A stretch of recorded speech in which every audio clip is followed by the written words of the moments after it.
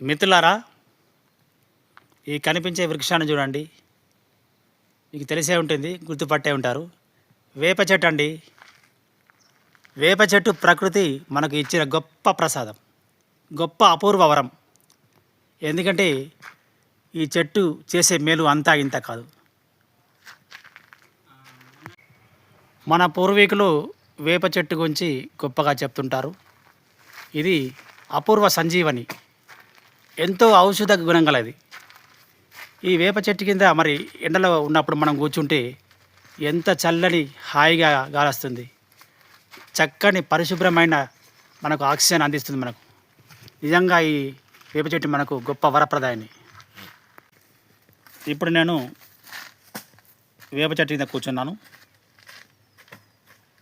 మనసు రిలాక్స్గా ఉంది, హాయిగా మనసు ఎంతో హుషారుగా ఉంది. వేప చెట్టుకు నమస్కరించాలి. మనం వేప పుల్లను పళ్ళకు తోముకోవచ్చు, మన పళ్ళను పరిశుభ్రంగా ఉంచుకోవచ్చు. మన పళ్ళలో ఉన్న సూక్ష్మజీవులు ఏమైనా ఉంటే తొలగిపోతాయి. ఏమైనా దంతాలకు సంబంధించిన క్రిములు ఉంటే కూడా నశించిపోతాయి. మన పెద్దవాళ్ళు ప్రాచీన కాలం నుంచి చెప్తూనే ఉన్నారు వేప చెట్టు గురించి.